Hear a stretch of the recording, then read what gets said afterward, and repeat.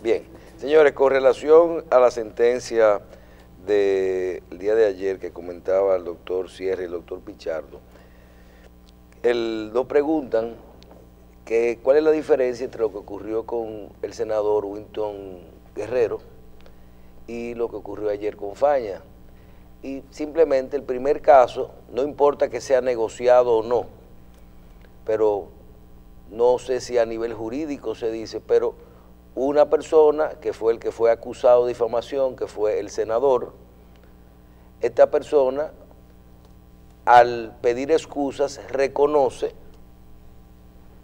que difamó, por lo que con acuerdo o sin acuerdo, si la otra parte se da por resarcido, me imagino, por satisfecho, ya no tiene que continuar el proceso, no hay una sentencia, y eso termina así.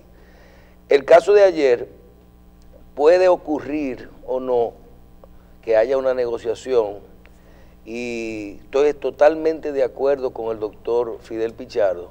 Si alguien difama, debe de pagar por lo menos lo que está costando el proceso, y cuando vemos que ya una sentencia, en ningún momento esta persona reconoció hasta el final que difamó sin el sustento, sin las pruebas suficientes, entonces esta persona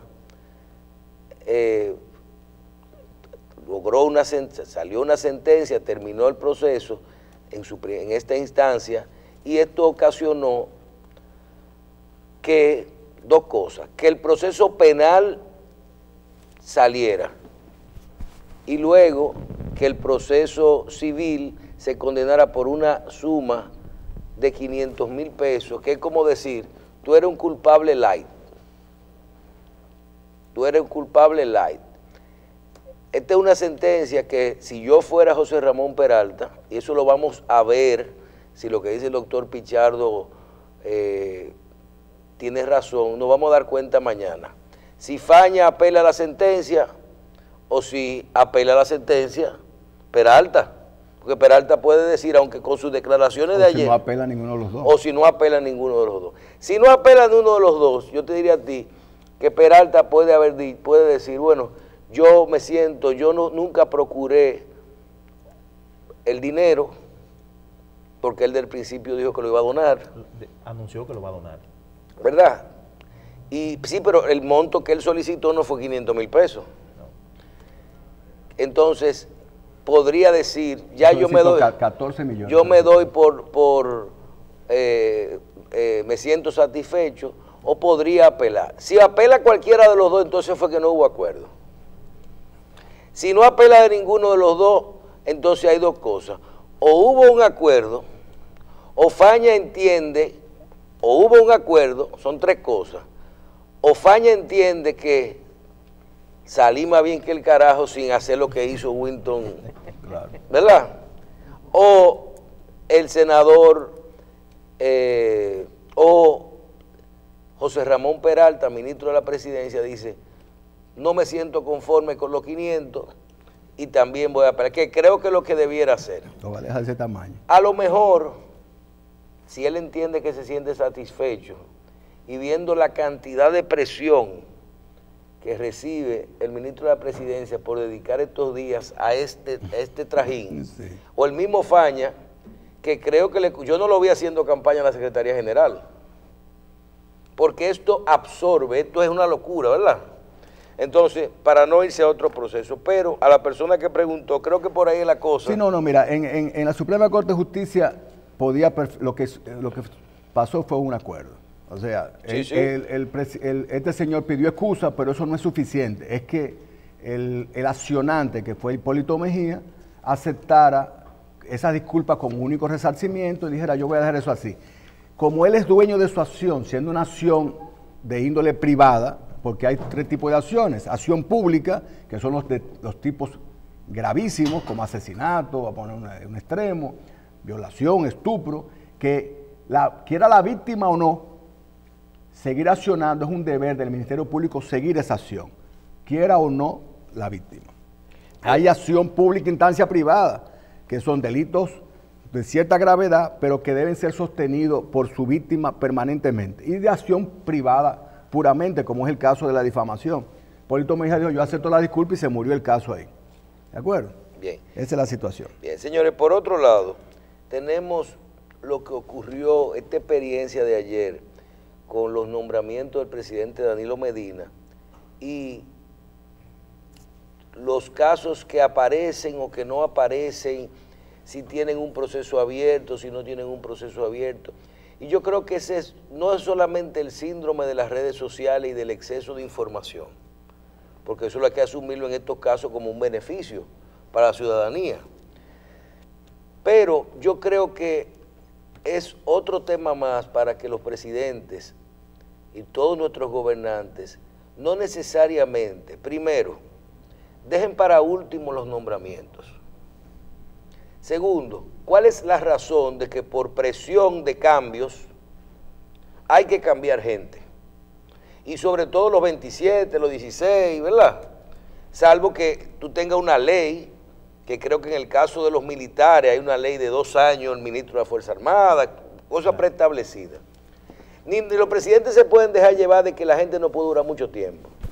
Ni los presidentes se pueden dejar sentir obligados a cambiar gente en las fechas indicadas.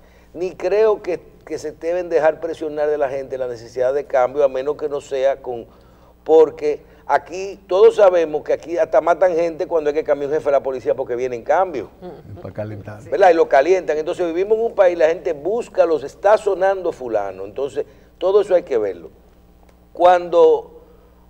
Pero también yo creo que los presidentes no pueden dejar toda esta presión, estas medidas para tal vez, porque uno que conoce más o menos el proceso, yo te digo a ti que hay un proceso.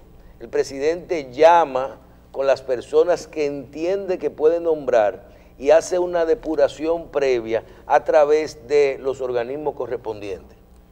Participa el Departamento Nacional de Investigaciones, participa en la policía y todo esto. Ahora le voy a decir algo. Y en eso yo quiero decírselo a todos los que vemos en las redes sociales. Si usted busca, vamos a poner ejemplo el caso haitiano, del hombre que tiene el caso. Si esa persona es investigada de algo que se dijo por las redes que pasó, que no hubo un procedimiento, que no tiene una acusación, que no pasó por la justicia. Entonces, cuando esos organismos de investigación vayan a averiguar esto, no van a encontrar nada. Lo mismo que ocurrió con el caso de el señor del trompón o el del cachazo. Ah, ya. Usted, un señor, violencia de género. ¿Cuál es el mecanismo para que en el tribunal de Baní, específicamente la justicia, tenemos una justicia online con un servidor nacional, donde cada denuncia e investigación realizada de cada caso de violencia de género, infantil y todo eso está en una base de datos que hoy aparece en un centro nacional de información para el beneficio de todos los dominicanos? No, el director del DNI, el jefe de la policía van a decirle a la gente, vamos a hacer una investigación, y esa investigación va a llevar la Interpol, va a llevar la Policía Nacional, robo, la Fiscalía del Distrito Nacional, por ejemplo, ¿verdad? Donde tenga que... Pero óyeme bien cómo apareció. Entonces tú te encuentras que una muchacha se pone unos lentes para hacer una declaración y dice, mi marido de 10 años, tenemos 4 hijos, eso no es verdad, yo fui donde esa jueza en calidad de amiga o de esa fiscal o donde sea, a contarle lo que a cualquier pareja le estaba ocurriendo, y yo la veo y que le estoy haciendo el cuento a mi mujer, le digo, ven acá, yo juro que esa mujer no está diciendo la verdad. Yo creo que esa mujer no está diciendo la verdad. Pero... ¿En qué momento? Pero no hay problema. Si no hay un caso y esa muchacha está diciendo la verdad, con lo que está diciendo, ese señor lo votaron sin razón. Porque si es verdad que no pasó nada y que no hay cosas, digo yo, pero mira, sus ojos, su forma, a mí no me da. Pero eso no es una razón para votar a una gente. Perfecto. Porque lo que quiero decir es que una investigación llega a cualquier departamento del país y eso está en línea y hay la forma de saberlo en cada investigación. Y por último, que todo se sabe. El presidente no paró eso por el rumor público. Se dio cuenta, dijo, no lo sabía. La persona que investigó no le dio tiempo de averiguar porque no averiguan en cada ¿cuántos ministerios públicos hay? Ministerio Público. ¿Cuántos lugares que tú puedes hacer una denuncia de maltrato de género? No, en cada provincia hay un distrito. Entonces, ¿tú te crees que esa es la función de por una denuncia de un director del DNI que van a ir a cada sitio a averiguar si es un proceso abierto? Entonces, pero que nada más tienen que llamar al individuo, fulano, óyeme, te vamos a nombrar viceministro de la juventud. No, pero espérate. Me debo excusar porque estoy preso. No, pero es que él no estaba preso. Es que está preso. No, espérate. No tiene 3 meses de coerción. No. Inclusive, espérate, no. Él tiene la medida, pero no. Bien, él tiene la medida. Ahora, tampoco se lleven de que la gente, tú le preguntas la cosa, porque yo sí aquí lo he visto eso, no se lleven ni de los clientes, ni de la gente, el que se lleva de eso, tú no le vas a preguntar a un funcionario, ¿usted está apto para ser ministro? Pero claro, mira la muchacha que está ahí, como me dijeron ayer, y que esa muchacha acaba de comprarse otro trompón, desde que llega a su casa y le dijeron que a usted lo despacharon a las 14 horas de nombramiento por la denuncia que usted le había hecho. Fíjense que ayer sale la prueba final, cuando se realiza la investigación final y sale la declaración de el lugar donde se hizo la sentencia y dicen, esa mujer no está diciendo la razón, la verdad. Aquí está la denuncia, aquí está la investigación, aquí está la prueba de las fotos, aquí está la denuncia formal y aquí está la prueba del arma, del cachazo, del qué sé yo qué. Entonces, lo que ella dijo fue que la pararon ahí, huye, di que eso es mentira, te lo dije tu madre, que no te pusiera esa vaina, mira cómo ahora nos fuñimos. El rabo entre la pierna y ahora es peor porque entonces ahora tiene el problema de género, tiene la mujer que dijo lo que no era, que se cambió. Por cierto, a la donde él puso la denuncia, al abusador, si fue que le dio un cachazo, que con ese video que ella grabó ayer, que lo suelten, porque ella hizo una confesión pública, que todo eso es mentira. Sí, pero es una acción pública, quiere decir que el Ministerio Público tiene la obligación de continuar el proceso. Yo no sé, lo que te estoy diciendo es que si la prueba era ella misma hizo lo suficiente para que ese señor lo despache y le dé otro trompón a otra. Porque ella fue la que dijo que no, que eso no ocurrió ayer. Entonces, y que vean también cómo todo este engranaje no es tan fácil. Apareció, y ahí sí aparecieron las pruebas, y las pruebas no. La denuncia, el caso, eso fue al legista. Ella fue al legista y está el coso del legista. Que preso no estaba, si tenía de eso que dicen, lo despacharon con medida de lo que ustedes le ponen nombre. Tiene 3 meses de prisión. Sí, pero acuérdate que vivimos en un país donde los 14 acusados de Odebrecht ya lo soltaron. Acuérdense que le estamos hablando a la gente que dice todos los días, los 14 de Odebrecht ya lo soltaron. Señores, los 14 de Odebrecht pueden ir mañana perfectamente cuando inicie el proceso. Pueden ser declarados culpables. Están en un proceso y están libres ¿bajo qué? Bajo medida de coerción. Pero eso ellos no lo han soltado. Garantía económica. ¿Verdad? Entonces, es a esa gente que tenemos que hablarle aquí. Claro. Bien. Lo peor es que seguro le van a dar seguimiento al proceso ahora de la denuncia y lo van a condenar. Ese detallito te faltó. Como ya se hizo público un caso que no lo era, ahora las redes le dan seguimiento y el tipo termina con una condena. No, y lo van a meter preso también. Bueno, seguro. Ay. Vamos a darle la bienvenida a nuestro invitado del día de hoy, el doctor Miguel Valerio, abogado penalista y amigo de Síntesis, ¿verdad? Colaborador ya. Estoy casi pidiéndole a Michelle que me ponga en la nómina. Claro que sí, claro que sí. No. De lo que podemos es fácilmente pararnos de esta silla. Que se venga a sentar aquí. Claro. Tú no estás viendo cómo está uno aprendiendo contestándole a Eduardo Eber. Pero esa es la idea, esa es la idea, que la población tenga acceso a los cerebros mejor amueblados en materia jurídica y pueda hacer una especie de consulta audiovisual ¿verdad?, de primer nivel a un individuo de la categoría como Miguel Valerio. Miguel, tú estás participando como uno de los abogados del caso de Brecht. Explícanos ahora, en la frialdad, luego de pasar la semana pasada, hace unos 10 días... de Brecht, y yo hablando de... Exacto, exacto. Luego de pasar los días del escarceo público en relación a la solicitud del Ministerio Público de extensión del plazo para investigación y presentación de acusación. Explícanos de qué se trata esta situación, qué es lo que ha solicitado el Ministerio Público, por qué necesita una extensión del plazo para presentar acusación y cuáles son las consecuencias de si al final de este plazo o no presenta acusación o presenta frente a uno y frente a otro. Explícanos y explícale a la población de primera mano qué significa todo esto. Mira, el desconocimiento jurídico en República Dominicana pasa incluso por confundir al abogado con el cliente. Entonces eso es bueno que se sepa. Muchas veces uno hace posiciones públicas en un estrado y la gente entiende que el abogado es el cliente y uno lo que es un técnico, en el caso mío claro, muy seco de por sí, que analiza la situación y ve lo que le conviene o no le conviene. Por ejemplo, en la prórroga del plazo del Ministerio Público, nosotros asumimos una actitud de dejarlo pasar y entendemos que a nosotros nos conviene que el Ministerio Público investigue a fondo la situación y que si al final él reúne elementos de prueba, que acuse. ¿Qué significa esto de la solicitud del plazo, de extensión del plazo? Correcto. Cada día en los tribunales de la República Dominicana, no en este caso, porque yo siempre digo, estos casos son los que suenan, pero cada día en la República Dominicana se piden prórroga del plazo. Se piden prórroga del plazo porque el Código Procesal Penal ha hecho un sistema muy rígido de tiempos.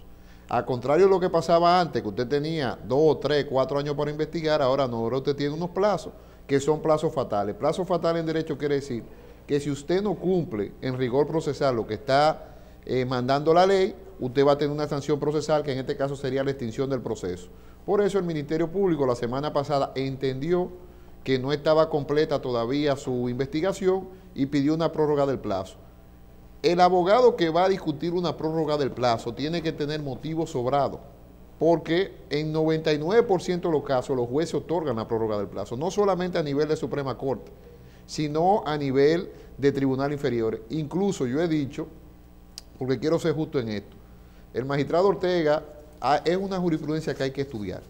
Ahí se debatió un tema muy interesante, por ejemplo, ¿cuándo empiezan a correr los plazos? Cuando yo anuncio una investigación o cuando hay una medida coercitiva. ¿Qué dice el Código en ese sentido? En ese caso, el Código y el Tribunal Constitucional ha dicho a partir de la orden de arresto. Pero cuando tú aprendes a alguien con una orden de arresto, ¿no, verdad? Que el Código habla de citación. Ahora el juez Ortega y el Tribunal Constitucional tienen alguna divergencia. El juez Ortega dijo, cuando se arrestaron físicamente, a partir de ahí empiezan a correr los plazos. Arrestar quiere decir cuando la policía va y te busca tu casa. ¿De cuántos meses, doctor, es ese plazo? Ese plazo de arresto, usted tiene 48 horas para presentarlo a la ley. De todo el proceso de investigación. Bueno, en un caso complejo como este, depende si hay prisión preventiva o si no hay prisión preventiva. Prisión preventiva es cuando usted va a la cárcel de manera preventiva, pero hay otra medida de coerción que son las que yo apoyo. Yo estoy en contra vertical de la prisión preventiva.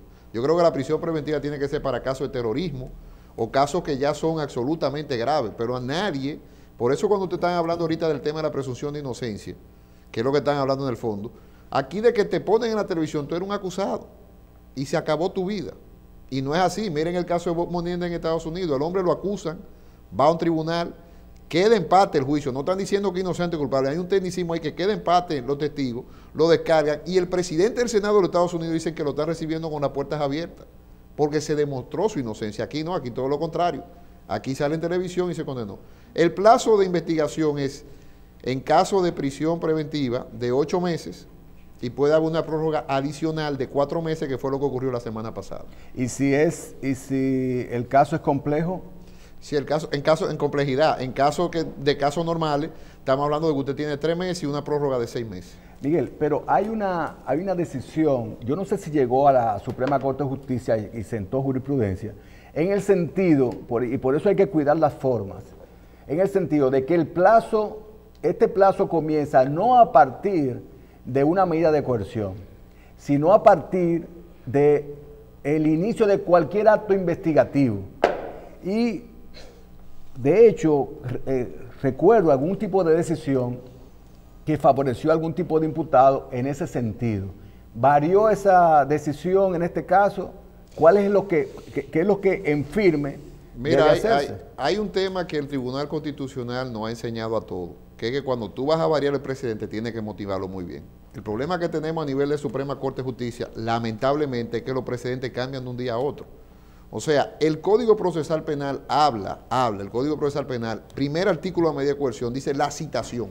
Desde que me citaron a comparecer en la Fiscalía, inmediatamente ya yo tengo una restricción de mi libertad, porque tengo que dirigirme a la Fiscalía, no puedo ir a trabajar y cambia el sentido. Desde que comienza la investigación. Sin embargo, mira, doctrinariamente, en doctrina pura, para mí, ¿no verdad? Miguel Valerio lo ha dicho siempre, el imputado nace.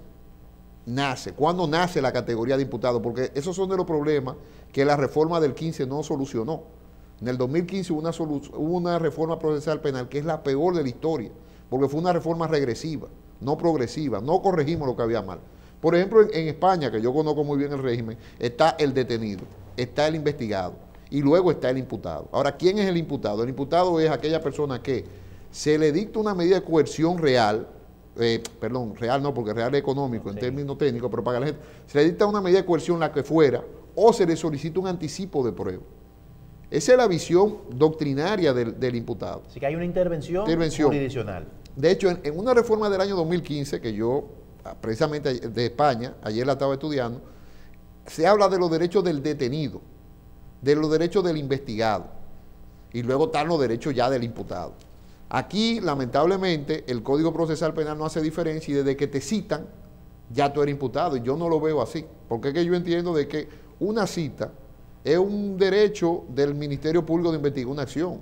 ¿Cuándo a mí se me está coaccionando? Cuando ya me están haciendo un anticipo de prueba o cuando se me solicita una medida de coerción. Lo que pasa es, doctor Valerio, es que el Ministerio Público ha distorsionado precisamente lo que es el sistema de cita. Porque el código manda a que el Ministerio Público le indique a la persona que va a investigar, que quiere ver en su despacho, los motivos por lo cual. Y casi en ninguna cita el Ministerio Público le indica eso. Ahora, no, es peor, Leo. Yo te quiero decir algo, porque el Ministerio Público, la única forma de que se corrija es haciéndole sanciones. Una persona se niega a declarar, que es un derecho que tiene. Yo me negué a declarar, claro, y tiene una solicitud de prisión preventiva a las 2 horas, por negarse a declarar, ¿eh? Claro. O sea, una persona no asiste porque tiene un tema a esa hora y tiene una orden de arresto, no una nueva citación. O sea, han distorsionado la figura. No es que la han distorsionado, es que estamos en un estado lamentablemente policial. O sea, el Ministerio Público entiende que tiene la verdad y por eso, por suerte, hay jueces donde uno va y debate los temas, porque si fuera por el Ministerio Público, media población estuviera condenada. Claro. Doctor, si hacemos una parte, ahora que usted menciona el Código Penal, y nosotros todos los días aquí discutimos y sobre por qué no lo acaban de aprobar, el cambio del código y eso, hablando desde las gradas. Y inclusive esta semana dije 2 veces que acaben de dejar afuera de la ley de partido el tema de las primarias y del Código Penal lo del aborto, para ver si lo logramos su aprobación.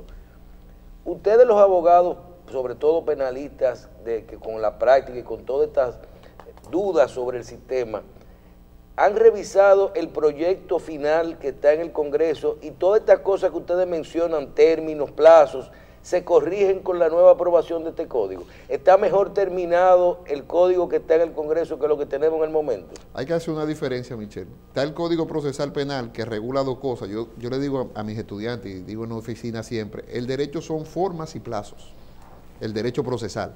Luego está lo que tú dices, el Código Penal, que tiene un tranque en el Congreso, que es el aborto.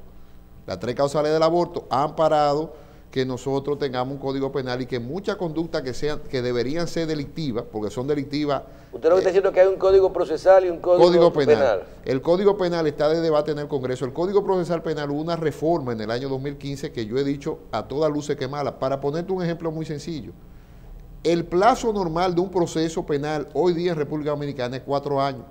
Y el plazo normal de un proceso complejo en República Dominicana son 4 años. O sea que hasta cosas así se fueron. Otro tema, hay decisiones que eran recurribles y ahora parecería que no son recurribles, uno tiene derecho a un recurso y el código lo eliminó. O sea, fue una reforma regresiva. Pensaron que la fiebre estaba en la sábana y no fue así. Mira, Michelle, en términos reales, la República Dominicana debería estar orgullosa del Código Procesal Penal. Aquí los procesos no terminaban. Y de hecho, te lo digo porque yo, el último caso que llevé de antes del Código lo terminé en el año 2010. Duramos 12 años peleando. Yo me fui a España a estudiar y volví. Y estaba ese caso igual. Lo reenviaron hasta que usted volviera. Hasta que yo volví. Hay magia para reenviar y hay buenos incidentes, pero la realidad es que ahora, cuando ya se investiga, que es la parte más tortuosa de un proceso penal, y se acusa, usted sabe que usted va a tener audiencia cada 15 o 20 días. Esa es la realidad. Bueno, la realidad es que esa modificación al Código Procesal Penal contenida en la Ley 1015, como usted dice, involucionó. Sin embargo, doctor, esta ley aumentó un plazo de 3 años a 4 años. Realmente esta ley no vino a modificar los plazos para, uno, la sustentación de la presentación de la investigación, es decir, de la acusación. ¿No lo aumentó, doctor? No, esos son del tema de la que debieron evaluarlo. O sea, un problema grave que hay aquí, y yo, mire, yo lo he dicho siempre, yo prefiero, y usted me va a decir que soy antigarantista, que el Ministerio Público se coja 5 días antes de presentarme una medida de coerción, que termina en prisión preventiva. Ahí están las estadísticas brutales de prisión preventiva. A que coja 48 horas y por tema de prisa me pida prisión preventiva para tener un proceso. Prisión preventiva en todos los casos. En todos los casos. O sea, realmente, y esto es una evaluación seria que hay que hacer aquí, porque se hizo en otros países. Se ha extendido ese plazo de las 24, 48, porque es un plazo irreal. En 48 horas, en un país con tanta deficiencia, no van a tener una investigación preliminar. Y llegó una denuncia, por ejemplo, de violencia de género, que ahora es de las plagas que hay en la política criminal. Eso es correcto. Pero también aquí sabemos de que hay muchos casos en el cual las denuncias son falsas. Denunciaron por violencia de género. El protocolo de la Procuraduría General de la República dice prisión preventiva. Esa es la realidad. Ayer vi ¿cómo se llama? Un meme en las redes, que es un tipo que se va a acostar con una muchacha y en medio cuando comienza la relación a darse un beso y es un momentico y saca un contrato, fírmame ahí. ¿Qué es eso? Y dice, consentimiento de que tú estás aquí porque nosotros no vamos, sí, yo estoy aquí, lo firma, inicializa ahí, si vamos a tener sexo de tal forma, ok, está bien, entonces dice que ese es para que no haya problema después de que te acusen de lo no, y mira, y van a darse situaciones muy penosas. Yo he visto casos tortuosos, Dios me ha dado la oportunidad de ejercer mi carrera a fondo, y la realidad es de que hay casos donde tú notas que lo que hay hasta un interés económico, pero el protocolo dice prisión preventiva. Uno de los problemas, por ejemplo, del funcionario expedito, es decir, aquel que entró y a las 14 horas lo quitaron, es que las reglas no están claras. Por ejemplo, en el tema europeo ahora se debate, yo solo puedo destituir a un funcionario cuando ya hay una acusación formal. Pero aquí no, aquí vuelvo y te repito, aquí interpone la denuncia. ¿No fue la correcta? Desde mi óptica, si estaba preso, obviamente fue correcta, porque no va a poder desempeñar, porque no sabemos si estaba o no estaba preso. Ahora, eso es lo que no se sabe. El tema es que a todo ciudadano le acompaña una presunción de inocencia, a todo. Y aquí, con la ley de lavado, que es el cuco nuevo, y que yo he dicho que una ley retrógrada, abusiva, no hemos olvidado los derechos fundamentales. O sea, aquí todo es la moda. Bueno, hay una evaluación de lavado, vamos a subir los estándares, y ahora no hay circulante económico. No midieron ni siquiera el impacto económico de esa ley, esa es la realidad. Hay figuras tan curiosas en la ley de lavado como el informante, donde no regulan nada. O sea, una persona denuncia lavado, ahí mismo hay prisión preventiva. Entonces, ¿de qué estamos hablando aquí? O sea, la realidad es, aquí hay un Estado ahora mismo muy rígido en leyes y muchas personas que, con los juicios disciplinarios, que es la otra vertiente de este problema, un juez no quiere dar una decisión absolutoria porque va a un juicio disciplinario.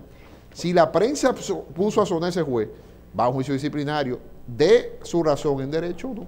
Bueno, lo que pasa, doctor, es que todas estas leyes son de interés foráneo y son imposiciones al país. Pero vamos a aplatanar un poquito su entrevista aquí, doctor. Mire, en el caso Odebrecht, el Ministerio Público dijo cuando presentó la solicitud de medida de coerción que él tenía todas las herramientas para presentar un caso. Todas las pruebas. Y evidentemente que la medida de coerción es una camisa de fuerza al Ministerio Público que lo forza a tener que presentar la acusación en el tiempo que fija la ley. Ministerio Público dijo en reiteradas ocasiones que tenía todas las pruebas o los elementos suficientes para sustentar la acusación de esta persona. Solicitó medida de coerción. Nosotros solicitó medida de coerción y se la dio el tribunal. Le solicitaron revisión y la Suprema, la Cámara Penal, dijo que con ese expediente no podía tener suerte el proceso. Nosotros aquí en este espacio dijimos que aunque hay un proceso abierto en Odebrecht, no hay un caso. Segundo, que el juez le iba a conceder el plazo al Ministerio Público de la extensión. Pregunto entonces, doctor, si desde esa óptica, de la óptica que puede ser equivocada o no, que entendamos nosotros, no hay un caso real para que el Estado sustente una acusación, ¿usted entiende que fue mejor aquella negociación con el acuerdo del Estado que el proceso y la presentación de la acusación que puede hacer el Ministerio Público? ¿Está en condición el Ministerio Público de presentar una acusación? Mira, primero, todo el que me conoce sabe muy bien que yo estoy a favor de la política de acuerdo, en todos los casos. O sea, yo creo que ir a un proceso penal para un Estado que se considere eficiente es perder recursos. Porque si tú estás diciendo... ¿Usted cree en los Estados Unidos? ¿Lo que hacen los Estados Unidos? Claro, 98% deberían ser acuerdos. Aquí, mira, Michelle, ayer yo entré a un tribunal y salí a las 7 de la noche. ¿Sabe cuánta audiencia había? 15. Sí. Eso es irracional. Es inhumano. Es inhumano, irracional. O sea, no hay forma de conocerlo. Hasta por eficiencia y por cálculo de recursos, si hubiera acuerdo, al tribunal fuera lo que realmente le importara al Ministerio Público, si no, aquí no hay transacción, porque yo quiero que la ciudadanía conozca este caso. Y lo que los abogados tenemos que aprender a transar. Yo, por ejemplo, transo muchos casos en el Ministerio Público. Me siento de acuerdo.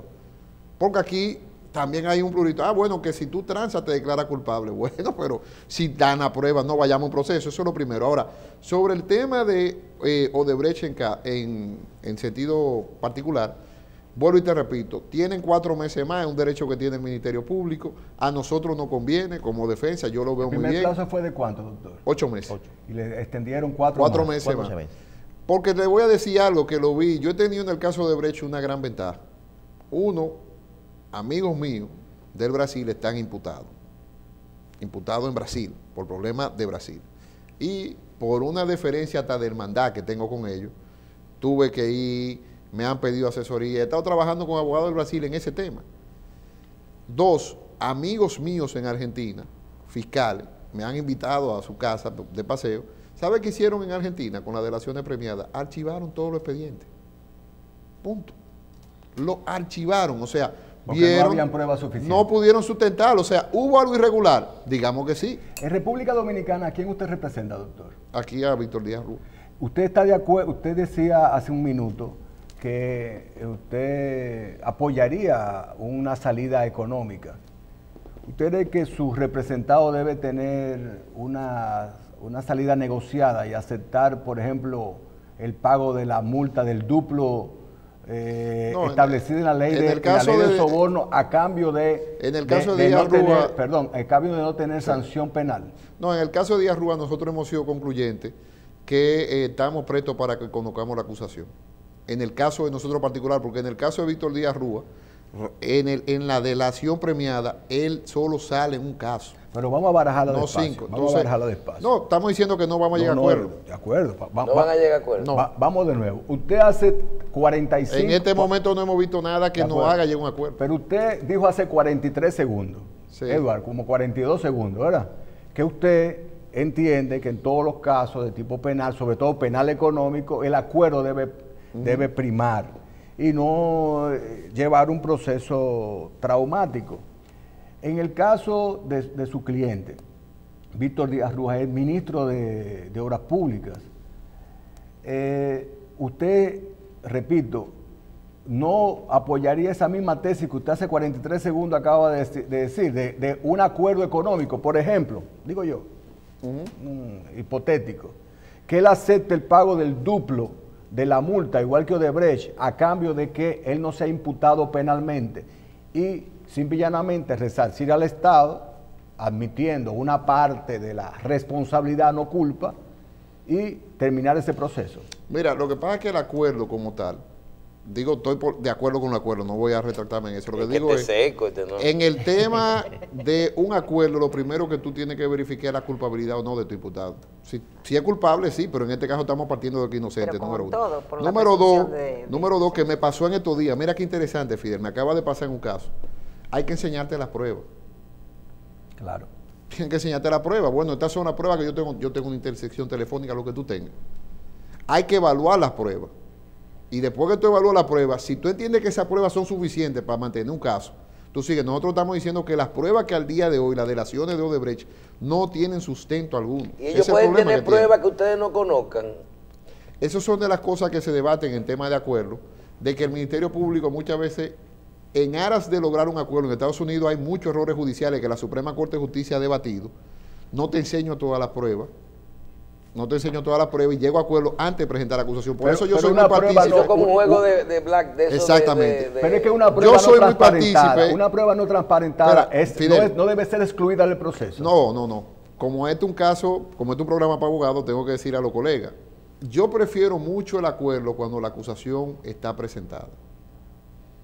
Esa es mi política. No antes. No antes, porque antes puede pasar lo que Michelle dice, que oculten evidencia. De hecho pasa, el Ministerio Público no te notifica todas las evidencias. Y hay una sentencia en el caso de Brecht, precisamente, por eso digo, hay que estudiar la jurisprudencia. Donde el juez Ortega, espérese, en el caso de Andrés Bautista, dice que el Ministerio Público tiene que enseñar aquellos elementos de prueba que no comprometan su investigación. Con lo cual, tú no tienes acceso a toda la información. Usted puede llegar a un acuerdo si tiene toda la información. Ahora, en el caso particular de nosotros, hemos dicho desde el primer momento que estamos esperando la acusación. Y por eso cuando dijeron lo del plazo, no, que nosotros estamos preparados el primer día, y todo el que me conoce sabe muy bien que tenemos una estrategia desde el día 1 hasta el final. No en ese caso, en todos los casos. Nosotros tenemos una estrategia de fondo que entendemos que nos va a dar ganancia de causa. Doctor, perdón, Leo, y eso finalmente de mi parte, y en esos casos penales, por ejemplo, recuerdo... El primer acuerdo así público que yo escuché fue un acuerdo que se hizo con Zobeida. Y después veo que si se hace antes ya cuando llega al proceso, ya cuando hay un juez, en adición al Ministerio Público, el juez puede ser que no quiera reconocer el acuerdo que se hizo con el imputado. No, mira, el fiscal, el Ministerio Público. Por suerte en República Dominicana, la política de acuerdo es evaluada por los jueces, porque muchas veces una persona en desesperación puede declararse culpable solamente para salir del proceso. Claro. Yo, por ejemplo, he visto acuerdos, le voy a poner 3 casos. El que usted dice de Zobeida, donde se negoció que cuando ella cumpliera la mitad de la pena no se iban a negar la condicional, duró 1 año más preso, ahí el Ministerio Público incumplió. Yo creo que si hubiera un juez fuerte, le hubiera dicho, no, usted pactó eso, en el pacto usted saliera, pero bien, eso no pasó. El segundo lo hice yo.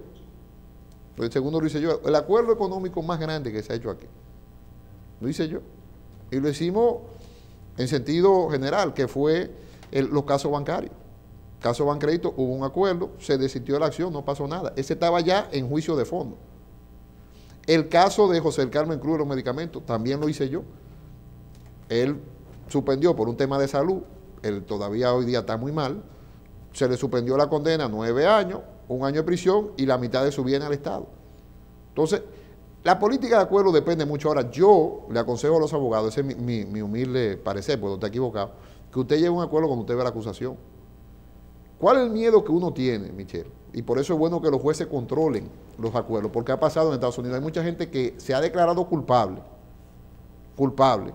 porque el Ministerio dice, yo tengo la prueba, si tú no te declaras culpable yo te voy a poner 30 años, ¿qué tú prefieres? 5 años contra 30 años, la gente se declara culpable, sin enseñar la evidencia. Entonces yo creo que en una política de acuerdo, lo lógico es que extendamos más los plazos y que una gente pueda llegar a un acuerdo cuando se presente la acusación, porque ya el Ministerio Público no puede insertar nueva prueba. Doctor, en un caso de tanta trascendencia, de tanta relevancia pública, las pruebas a las cuales usted ha tenido acceso hasta ahora, le llevan a entender que no hay suficiente sustento para llevar un proceso y que el Ministerio Público debe desistir, o si va a haber elementos de prueba y va a haber un proceso?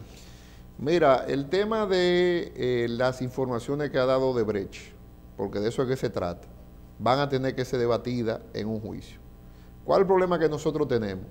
Usted puede pensar lo que usted entienda, que puede o no haber proceso. Ahora, ¿quién decide que tiene esa potestad por la ley? El dueño de la acción pública es el Ministerio Público. Si el Ministerio Público entiende que con esa prueba son suficientes, acusará.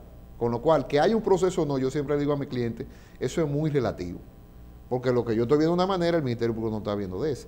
Ahora, en el tema de las delaciones premiadas, que de eso es que se trata, en Brasil, por eso yo he tenido mucha suerte, estando yo en el Parlamento brasileño, se estaba debatiendo la derogación de las delaciones premiadas, porque efectivamente ha habido muchas delaciones falsas, o que no se han podido sustentar en el tiempo, no aquí en República Dominicana, le estoy diciendo a nivel continental.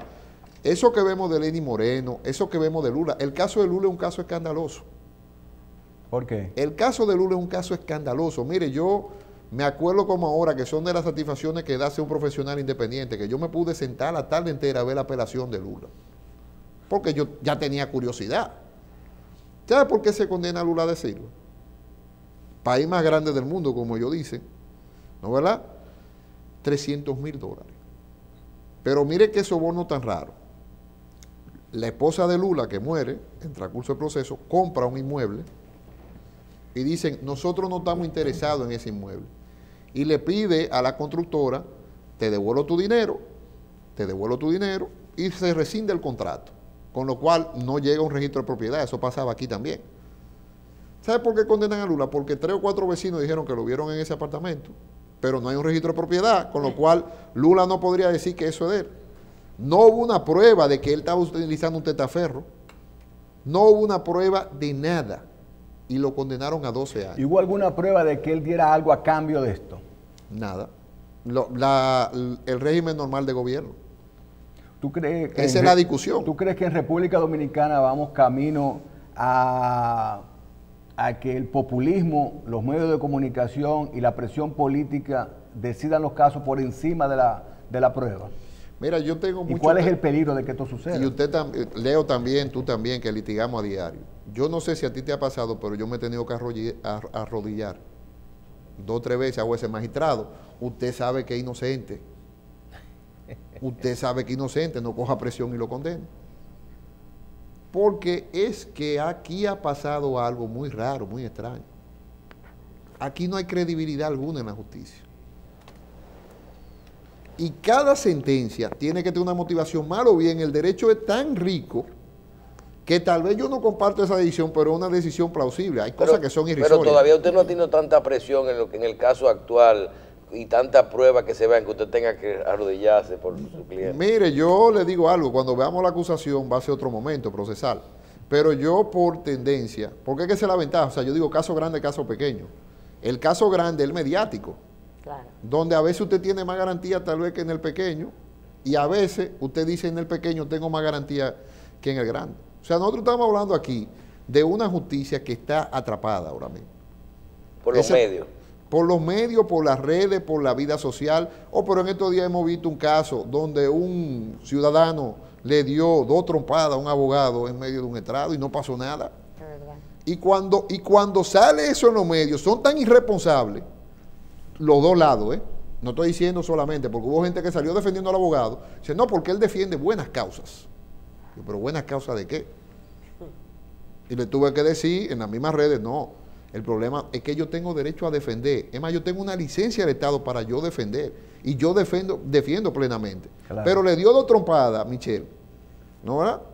Y una mordida. La defensa de él era que él estaba cansado de los aplazamientos. Mira, cuando a mí me están incidentando un caso, yo me reviso. Digo, bueno, vamos a detenernos porque aquí algo raro está pasando. Y es normal, cuando tú ves la fílmica, lo que decía el abogado era un medio de defensa. Pero le dieron 2 trompadas. Entonces, ¿qué es lo que yo veo? Aquí hay un tema de que no hay una cultura civilizada. No la hay. No hay un rol del abogado definido, no lo hay.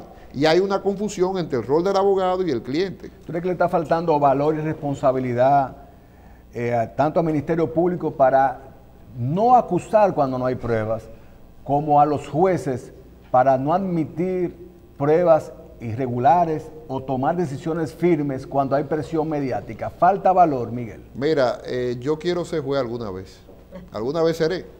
Yo digo que si yo fuera juez hoy día, con el código penal que tenemos, que era lo que Michelle decía ahorita, donde yo, y lo digo responsablemente, aquí hacen magia, porque aquí pasan cosas que en otros países son delitos, pero aquí no lo son, para condenar.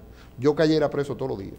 Doctor, todos los días yo cayera. O sea, seguro que tú tuvieras una iguala permanente conmigo defendiéndome de juicios disciplinarios y penales, porque aquí no hay ley, o sea, no hay ley penal. Todos los tipos penales no se cumplen. Es verdad. Doctor, caso Odebrecht, Ministerio Público ya tiene extensión del plazo, 4 meses. Estimo yo que debe de vencerse alrededor de finales de mayo, principios de junio. ¿Puede el Ministerio Público solicitar otra extensión? ¿Qué va a pasar con el caso Odebrecht llegado el plazo de la extensión y el Ministerio Público no tenga estos documentos? ¿Estará obligado a presentar acusación o podrá haber un archivo de este expediente? Vuelvo y te repito, yo no estoy en la cabeza de nadie. O sea, el Ministerio Público que acuse si él entiende que tiene un expediente. Ahora, ¿para qué usted se prepara? Usted lo sabe. Yo no he visto un caso en el que el Ministerio Público de esta magnitud archive. No lo he visto. Yo quisiera sorprenderme y que archivaran. Ahora, si el Ministerio Público entiende que con lo que tiene, que nosotros entendemos que no es suficiente para un caso, acusa, bueno, estamos preparados para hacer una defensa. Sin embargo, yo te vuelvo y te repito, el caso más paradigmático que yo he visto del tema Odebrecht fue Argentina. Le llegaron las delaciones premiadas, no duró ni 2 minutos, lo archivaron. Y mire quiénes hablaron de ese caso, Zaffaroni, Ricci.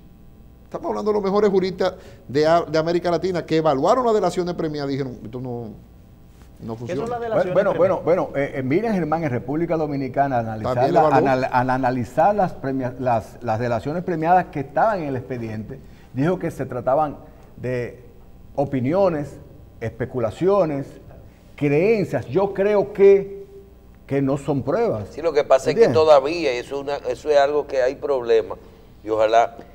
Tú sabes que ese expediente, esas delaciones, cuando se dice que cuando la Procuraduría agarra las delaciones y emite el con lo que llega, pero que traducciones ya van 3, porque hasta el idioma no es lo mismo una traducción en República Dominicana al inglés, al francés, que al portugués.